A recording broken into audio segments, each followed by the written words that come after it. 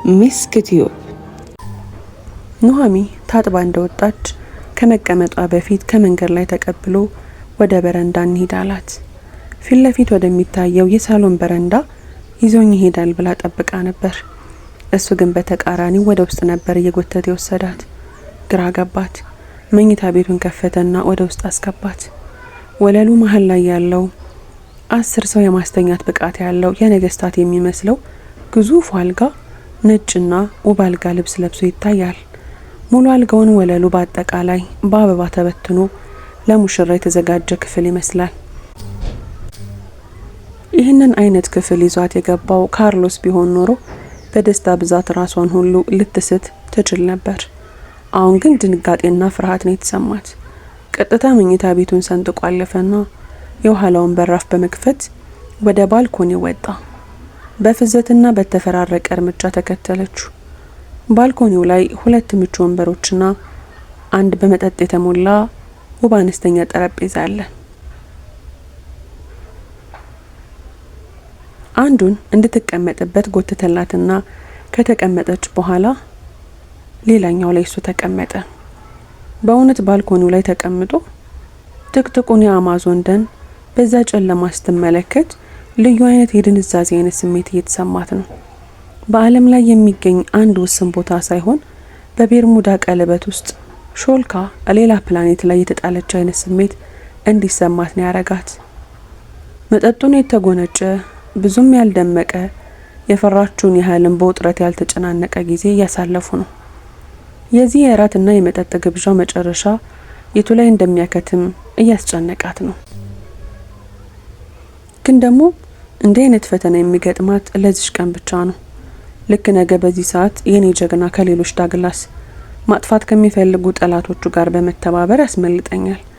ከዛ ምናልባትም ሁሉም ነገር እንደታሰበው በድል ተጠናቆ ከመወደው ካርሎስ ጋር በደስታ ዓለሜን የሚቀጭ ይሆናል አለች። ሳይታወቃት ለራሷ ፈገግ አለች።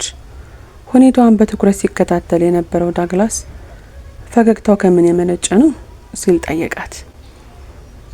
እየሰከርኩ መሰለኝ፣ ይሄ መጠጥ ይብቃኝ አለችውና ከጥያቄው ጋር የማይገናኝ መልስ ሰጠችው።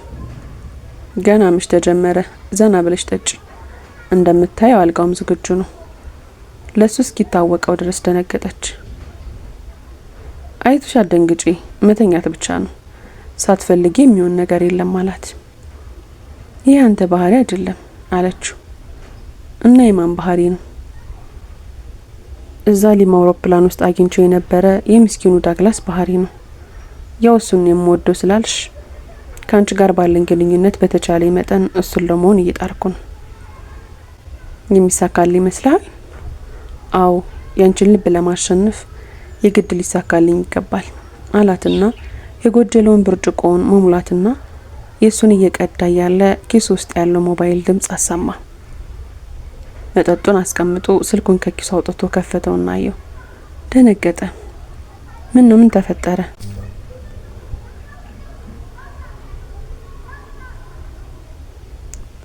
የኮሎምቢያው ምክትል ጠቅላይ ሚኒስትር ነው የደወለልኝ።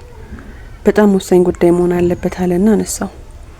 ይህ ሰው የአካባቢው መንግስታት ጉምቱ ባለስልጣኖች በጉቦ አጨማልቆ እየተጠቀመባቸው እንደሆነ አሰበችና በጣም ተገረመች። እያወሩ ያሉት በስፓኒሽኛ ስለሆነ ምንም እየተነጋገሩ እንደሆነ መረዳት አልቻለች። ግን ከዳግላስ ንዴትና የፊት የመቀያየር ነገሩን ከበድ ያለ እንደሆነ ገብቷታል። ስልኩን ዘጋና ከተቀመጠበት ተነሳ። ወደ መኝታ ቤቱ ሄደ። በተቀመጠችበት ሆና እየተከታተለችው ነው። ጎንበስ አለና ቁም ሳጥኑ ስር ያለውን ካዝና ከፈተ። የሆኑ ሰነዶችን አወጣና በአነስተኛ ቦርሳ ከተታቸው።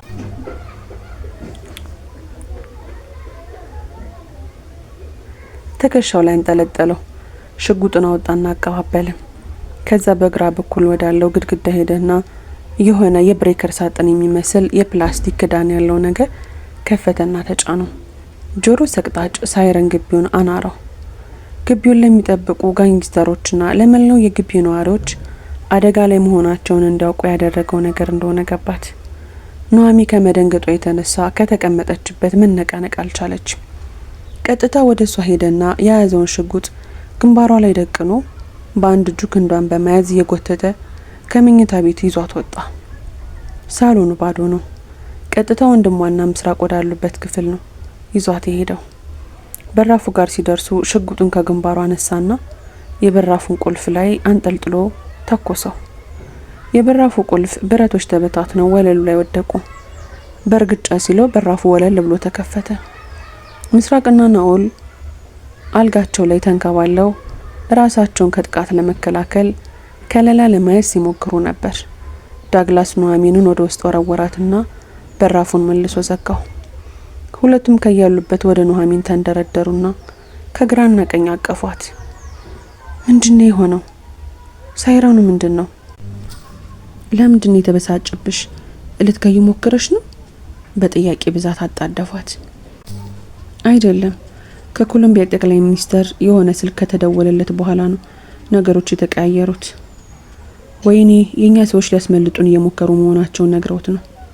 አዎ እንደዛ መሰለኝ። የነ ካርሎስ እቅድም ይሳካልናል። በቃውን ራሳችንን ለማዳን መንቀሳቀስ አለብን። ምን እናድርግ? ኑሐሚን የለበሰችውን የራት ቀሚስ ከላይ ላይ ሞሽልቃ ወጣችና የራሷን ልብስ ለበሰች። ሁሉም ልብሳቸውንና ጫማቸውን አድርገው ዝግጁ ሆኑ። እናንተ እዚህ ጠብቁኝ፣ እኔ ነን የመስኮት ግሪል የምናፈርስበትን ነገር ይዤ እመጣለሁ አለች ኑሐሚን። እንዴ ግሪሉ በምን ይፈርሳል? ግራ የገባው ናኦል ጥያቄ አቀረበ። እኔ እንጃ አላቅም፣ ብቻ መሳሪያም ቢሆን ይዤ እመጣለሁ። ከዛ ከነዚህ ዘለን ገንዳ ውስጥ ለማረፍ እንሞክራለን። ብንሰበርስ? እንሰበራ፣ ዋናው ማምለጣችን ነው። ምስራቅም እንደዛ ከሆነ እኔ ይሻላለሁ፣ እኔ ልሂድ ብላ ወደ ውጭ መራመድ ስትጀምር ኑሐሚን ፊቷ ተጋረጠች። ኑሐሚን ለመስማማት አልፈቀደችም። እኔ ሄዳለሁ አልኩሽ ብላ እሷን ወደ ውስጥ ገፍትራት ልትወጣ በራፉን ስትከፍት ዳግላስ አስፈሪ በሆኑ መሳሪያ በታጠቁ አራት ሰዎች ታጅቦ በራፍ ላይ ገጭ አለባት። ከዛ በድንዛዜ ወደ ኋላ ፈገፈገች።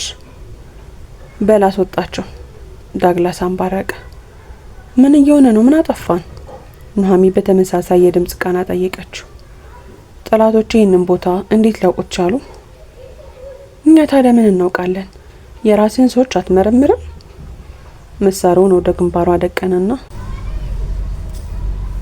እንደኔ ሶስታችሁንም እዚህ ግንባራችሁ እንደፍቼ እሄድ ነበር፣ ግን እንዳደረሳችሁብኝ ኪሳራ በሰላምና በቀላሉ መሞት አይገባችሁም። ሶስታችሁም እባክህ ግደለን እያላችሁ በየቀኑ እንድትለምኑኝ የማረገው፣ በተለይ አንቺን በሉ ያዟቸው። እሱን ከበው የነበሩ ጋንግስተሮች ወደ ቤት ውስጥ ገቡ። ሶስቱንም እየገፈተሩ ወደ ውጭ አስወጧቸው። በኮሪደሩ አልፈው ሳሎን ገቡ። ከዛ በደረጃው ወደ ግራውንድ ይዘዋቸው ሄዱ። ሰው ሁሉ ይተረማመሳል። መሳሪያዎች ከመጋዘን እየወጡ ይታደላሉ። ሀገር ወራሪ መጡ። ለፍልሚያ እየተሰናዱን የሚመስለው ወደ ምድር ቤት ይዟቸው ወረዱ። ምድር ቤት ያለው ትርምስ ከግራውንዱም ይብሳል። የተመረቱትን ኮኬን አስተካክለው ካርቶን ውስጥ በማስገባት ያሽጋሉ። ሌሎቹ ደግሞ የታሸገውን ወደ ጥግ እየወሰዱ ይደራደራሉ። ዳግላስ እነ ኑሐሚንን ለጠባቂዎቹ ተዋቸውና ያንባረቀ ትዕዛዝ በመስጠት ወደ ሰራተኞቹ ሄደ። እንዴ ይህንን ሁሉ ኮኬን የሚደረድሩት እንዴት ሊያረጉት ነው? ምስራቅ ነች በሹክሹክታ የጠየቀችው። ኑሐሚን አልገባኝም፣ ምናልባት ብላ ግምቷን መናገር ስትጀምር ያልጠበቁት ነገር ከፊት ለፊታቸው ተመለከቱ።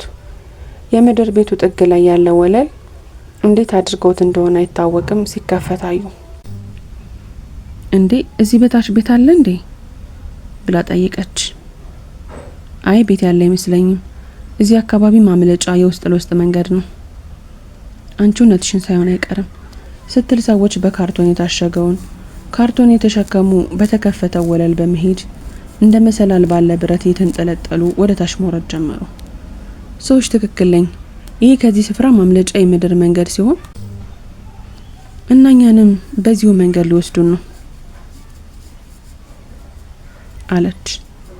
ተናጋሪዋ ኑሐሚን ነች። ምስራቅም የሆነ ነገር ማድረግ አለብን፣ እዛ ውስጥ ይዘውን ገብተው ከዚህ ካስመለጡን እንዳለው ለወራት አሰቃይቶን የሚገለን፣ መሞታችን ካልቀረ ደግሞ እዚሁ ለማምለጥ እየሞከረን ብንሞት ይሻላል። ትክክል ነሽ፣ ለማምለጥ መሞከሪያ ጊዜው አሁን ነው።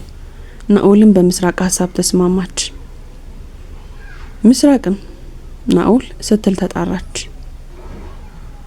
በጣም ነው የምወድህ ማለት ያፈቅርሃለሁ አለችው። አውቃለሁ እኔም አፈቅርሻለሁ፣ ግን እያስፈራሽኝ ነው። አትፍራ ኑሃሚ፣ አንቺንም ወድሻለሁ።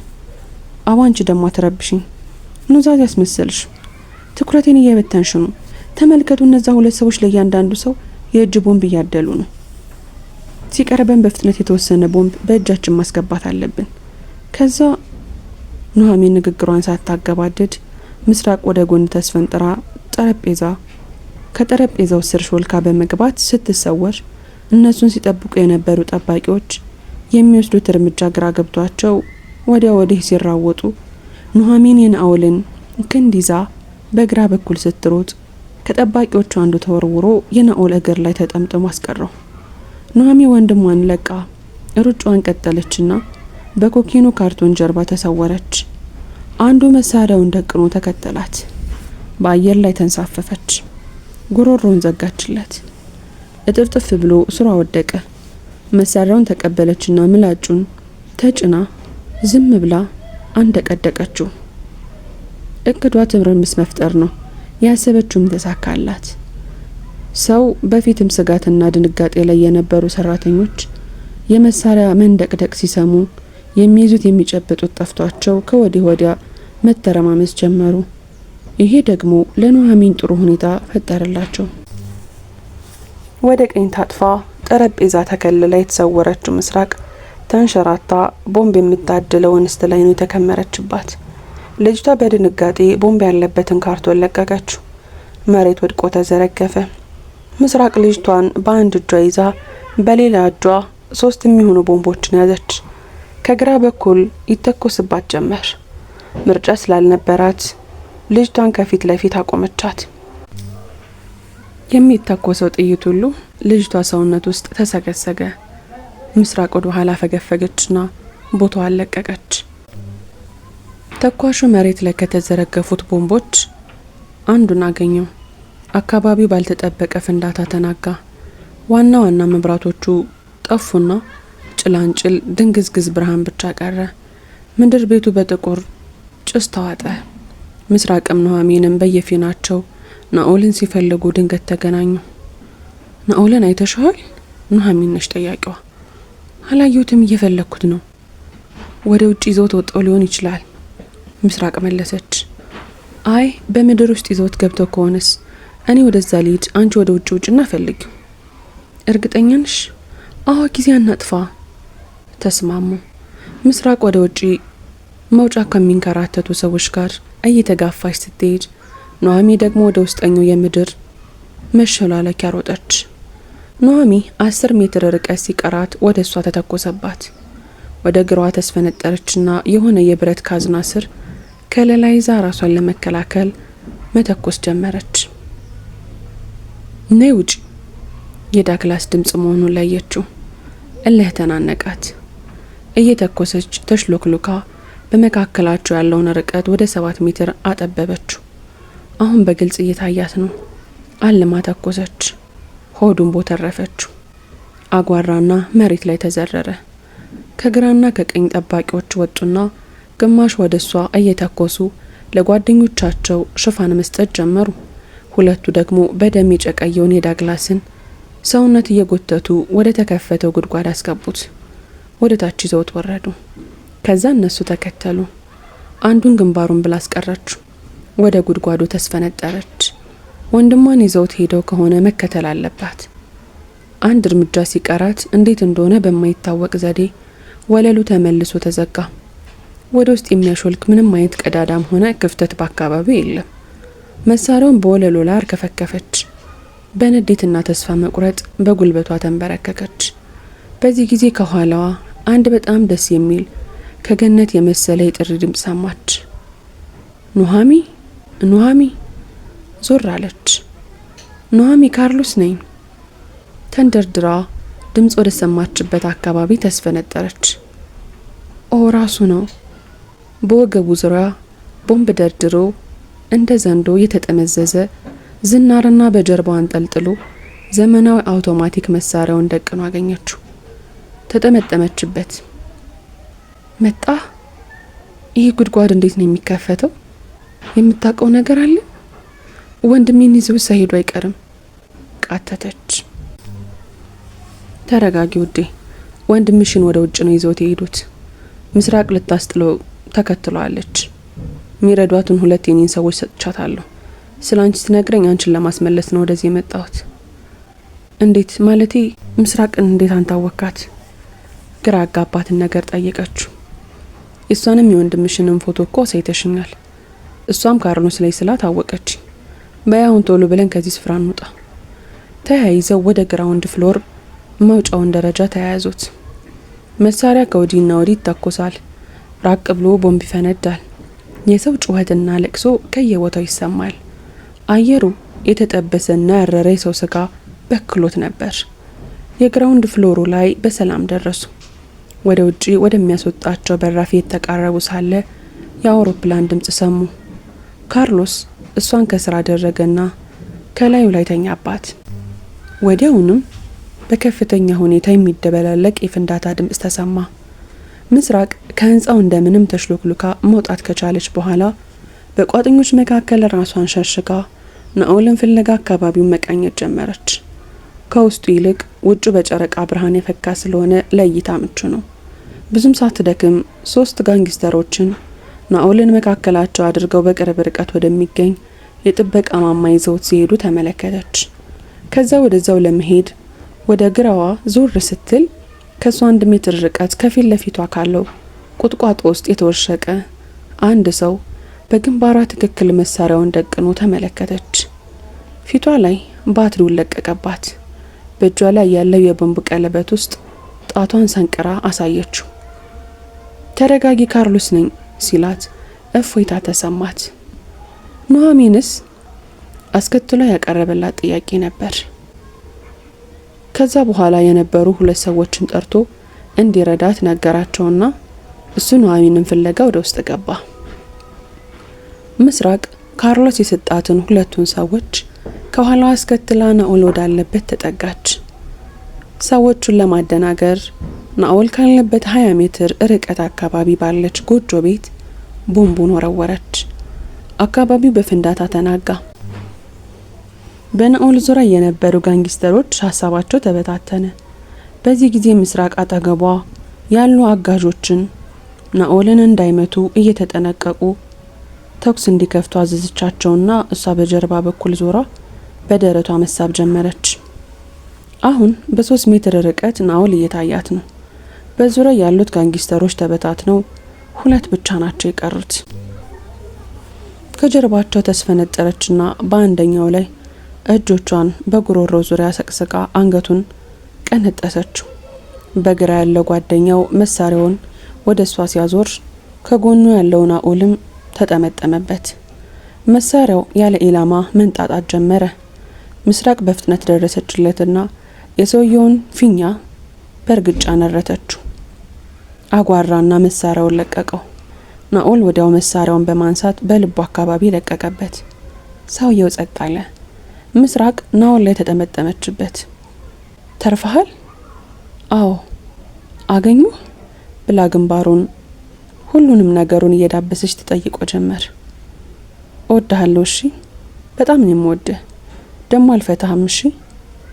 ንግግሯን ሳትጨርስ መሳሪያ ሲንጣጣ ሰሙ። ግን አርፍደው ነበር።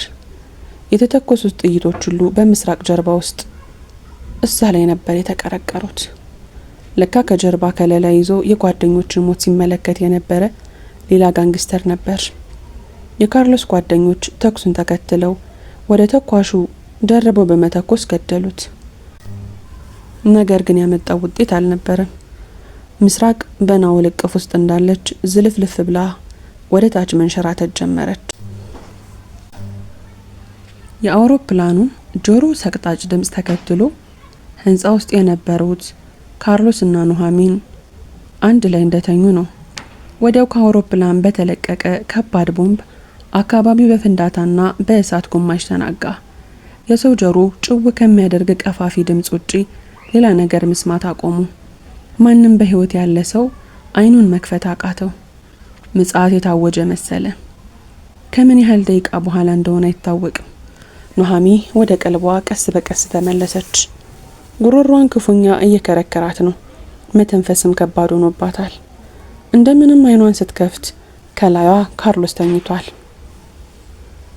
የኔ ፍቅር ታፈንኩኮ። ምንም እየመለሰላት አይደለም። እንደምንም ከላይ እንከባለለችውና ከስሩ ሾልካ ወጣች። የሆነ የተደፋ ውሃ አካባቢውን ያጥለቀለቀው መሰላት። ተከረበተች። ካርሎስን ወዘወዘችው። በእጅ ይዞት የነበረው ባትሪ እሱን ተቀበለችውና በራችበት። ውሃ የመሰላት ደም ነበር።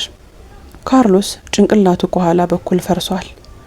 ጀርባው በቦምቡ ፍንጣሪ ወንፊት ሆኖ ነበር። ህልም ውስጥ ያለች ነበር የመሰላት። እንዴት እንደዚህ ይሆናል? ይህ እኮ የኔ ሞት ነበር። በምን እዳህ ሞቴን ትሞትልኛለህ? ተንበርክካ አቅፋው ተወዘውዘው ጀመር። ሁሉ ነገር አስጠላት። በቃ እኔ ማብሬ መሞት ፈልጋለሁ። ይህንን ስትወስን ስለ መንትያ ወንድሟ እንኳን ማሰብ አልፈለገችም። ከካርሎስ ጋር ተስተካክላ ተኛች። መሳሪያውን በጉሮሯ ትክክል አስተካከለች። እጇን ዘርግታ ምላጩን ለመሳብ ሞከረች፣ ግን አልተመቻትም። የመሳሪያውን አቅጣጫ ቀየረች። በዛ ቅጽበት ግን ጨለማ የዋጠው አዳራሽ በብርሃን ተጥለቀለቀ። የብርሃኑ መጠን ከዓይኗ ማየት አቅም በላይ ስለሆነ ጨፈነች። ብዛት ያላቸው የእግር ኮቴና የመሳሪያ ድምጾችን ሰማች። ደስ አላትና መሳሪያውን ለቀቀች። የካርሎስን በድን አቅፋ ተኛች። የሷ ሐሳብ እየመጡ ያሉት የዳግላስ ሰዎች ስለሆኑ እዛው በተኛችበት ተኩሰው በመግደል ከካርሎስ ጋር እንድትሞት ያደርጉኛል ብላ ነበር። ስሯ ደርሰው አንጠልጥለው ሲሸከሟትና በብስጭት አይኖቿን ተገልጦ ስታያቸው ያሰበችው እንዳልሆነ ገባት። የአካባቢው መንግስት ወታደሮች እንደሆኑ ተረዳች። ወዲያው ከብክበው ወስደው ወደ ውጭ አወጧት።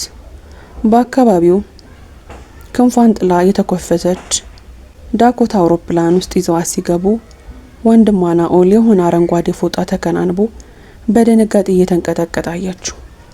ከጎኑ ስትቀመጥ ከወለሉ ላይ የተዘረረውን የምስራቅን አስከሬን ተመለከተች። ወንድሟ ላይ ተጠመጠመችበት። አውሮፕላኗ አየሩን እየሰነጠቀች ጥቅጥቁን የአማዞን ደንን አናት ላይ የተምዘገዘገች ብራዚሊያ ስታርፍ ሁለት መንትዮች እንደተቃቀፉ ነበር። እንግዲህ ዛሬ ክስተት ከተከሰተ ከ4 ቀን በኋላ እዛ አማዞን ስምጥ ውስጥ የሆነውንና ያዩትን በጠቅላላ ለሚመለከተው አካል መረጃ ሰጠው የካርሎስን ሬሳ ከሌሎች ተለይቶ ከቦታው ተነስቶ ወደ ቤተሰቦቹ እንዲላክ አድርገው የምስራቅን ሬሳ በሚያምር ውብ ሳጥን አሽገው ወደ ሀገራቸው ለመብረር ዝግጁ ሆነው እየጠበቁ ነው።